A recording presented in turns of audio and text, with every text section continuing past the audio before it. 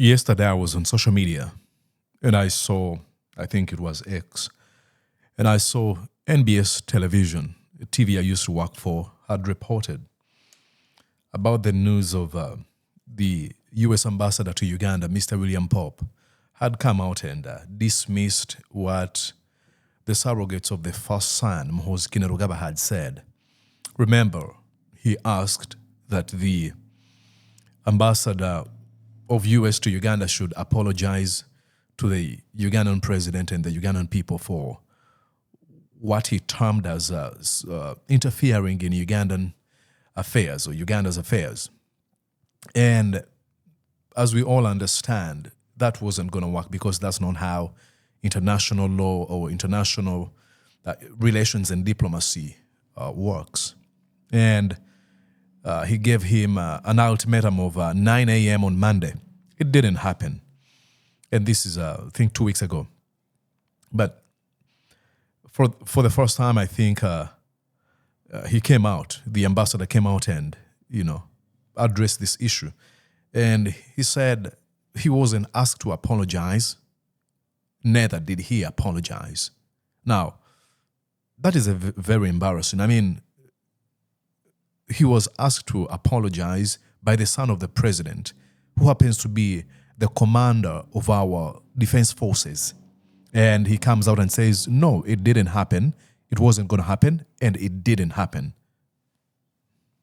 I'm not going to comment on social media issues or other items of that nature. As we said, clearly the information suggesting that we've been asked to apologize or that anyone has apologized is not true. We've been very clear about that. But what I would say is we are continuing to work daily, every day, between the United States and Uganda. That hasn't changed. We are committed from the American people to continue to partner with the Ugandan people. We invest a lot of resources, a lot of time, but above all, it's the people-to-people connections, and that's what today in particular is about. And people usually ask me why I'm very much interested in this story.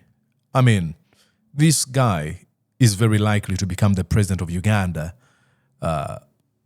if the plans of his father are manifested. Of course, it is up. It's up to us Ugandans to stand up against these plans, very evil plans. But it can happen because we've seen it happen somewhere else. So I wonder what kind of a leader he would be. And there's a very, very sad trend that is going on right now in the world with people coming out to speak to young boys, to young men, to tell them that, there's strength in being mean, in being arrogant, in being rude. That's why it's given platforms like that of Andrew Tate to have a swath of followers across the world. The more he says the most disgusting, the most rude and mean stuff against women or against men who are considered sort of inferior according to their definition, is the more they get the attention. There's some sort of normalizing of people to be mean, especially men.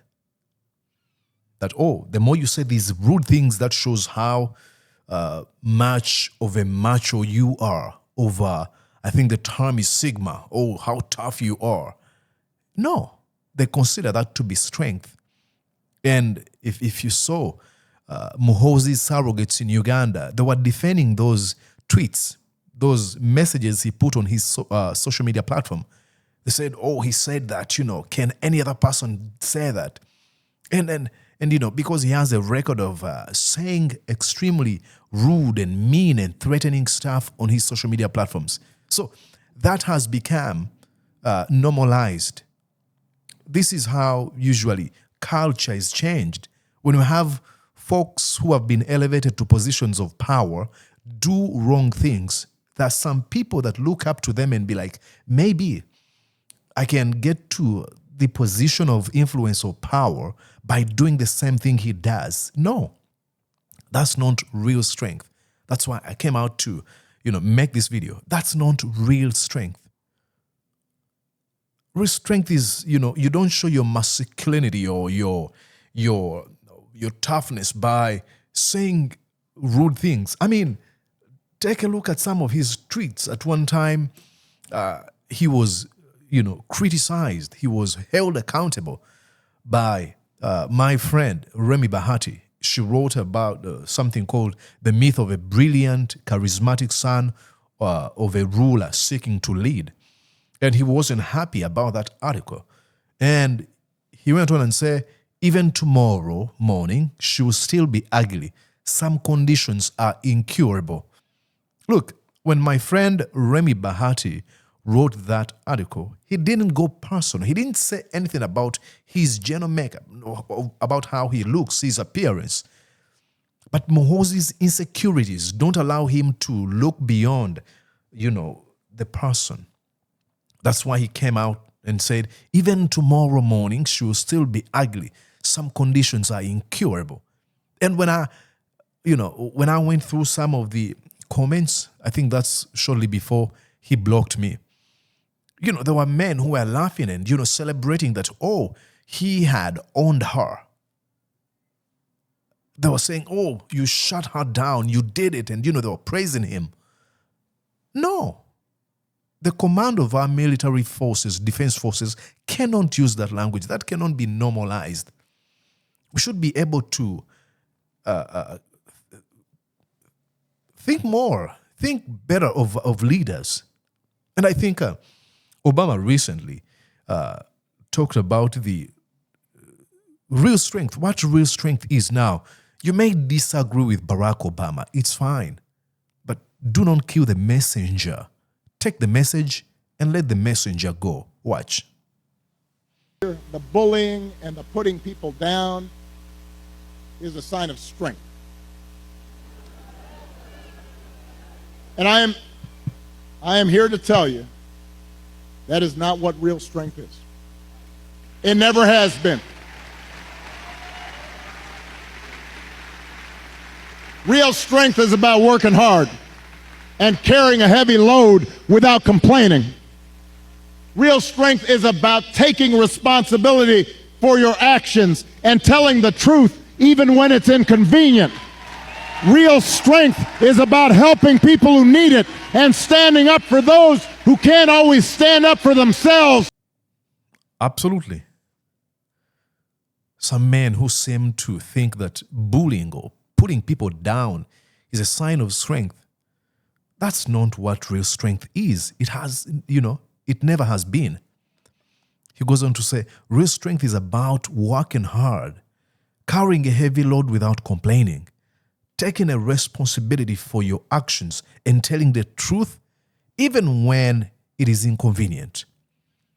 Real strength is about helping people who need it and standing up for those who can't always stand for themselves.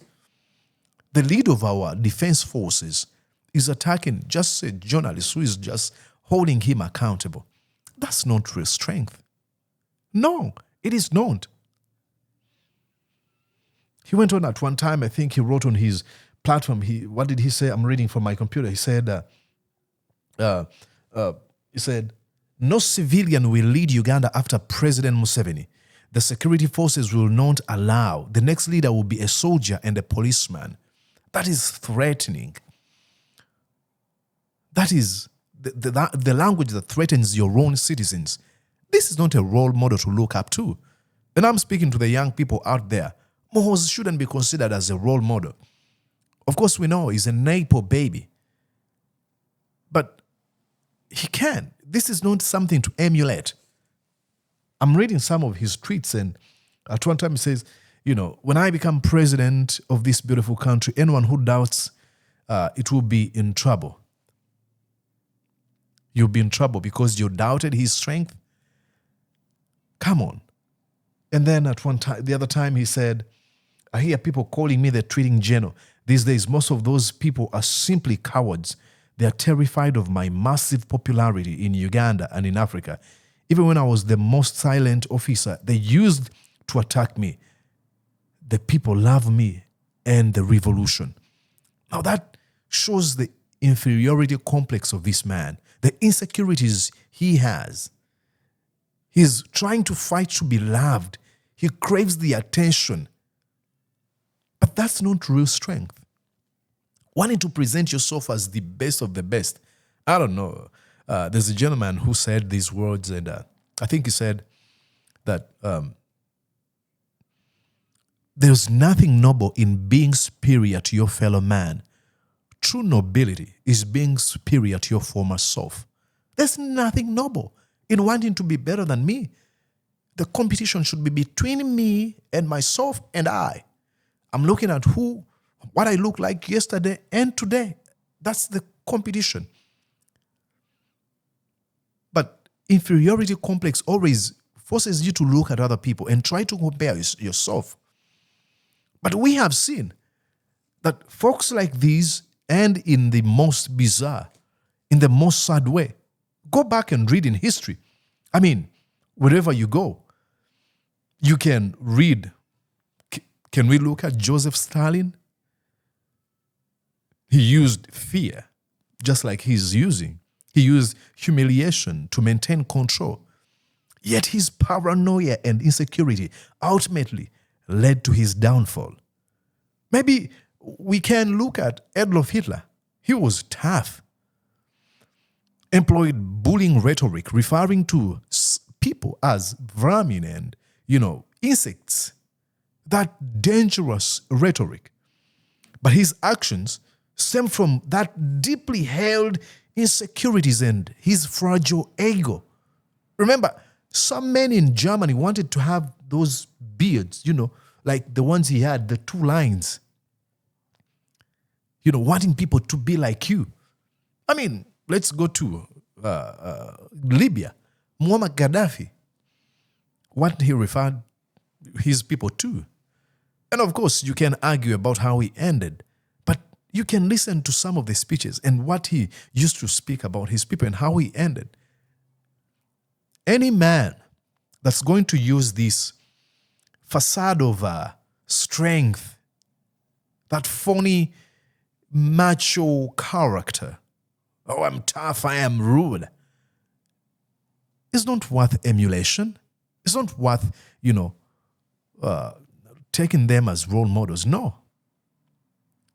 That's not real leadership.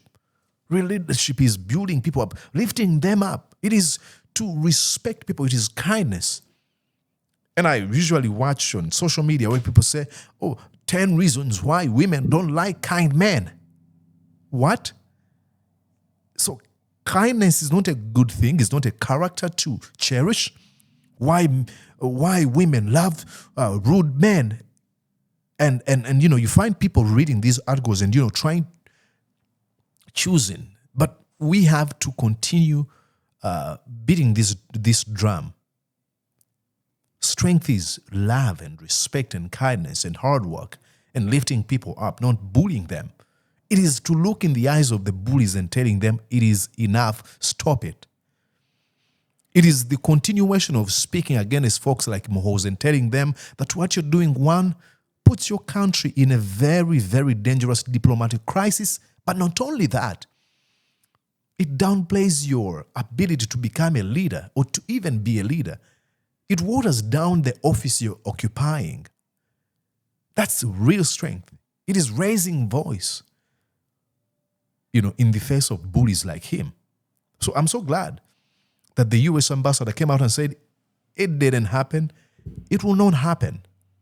And I think he said something very important that I really liked at the end of that video. But above all, it's a people-to-people connection. It is a people-to-people connection. People-to-people connection. It is, I don't know, many of you have read Thomas Hobbes and how he invented the social contract. We came up as a people, we entered into a social contract where we agreed this is how we have to treat each other. We set up rules and laws and procedures and conditions.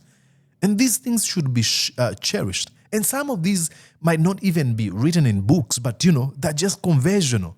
It is just good to say, I respect, not even to say, but to respect people. So I'm so glad, that's what I'm here to speak about. I'm so glad that, the US Ambassador was able to give a comment about this. That's it for now. Do one thing. Subscribe to this feed, Mordecai Murisa, and like, comment, and let me know what you think, about what I said. And if I made a mistake somewhere, please forgive me. I know some people be like, hey, shouldn't have said this. That's my intention is to actually have a conversation, a very important discourse where we can even agree to disagree, but that doesn't make you bad. Have yourself a good one. I'll see you once again. Did you enjoy what you just watched? I'm going to guess that you did. How about you consider subscribing to Mordecai Murisa YouTube channel? Thank you.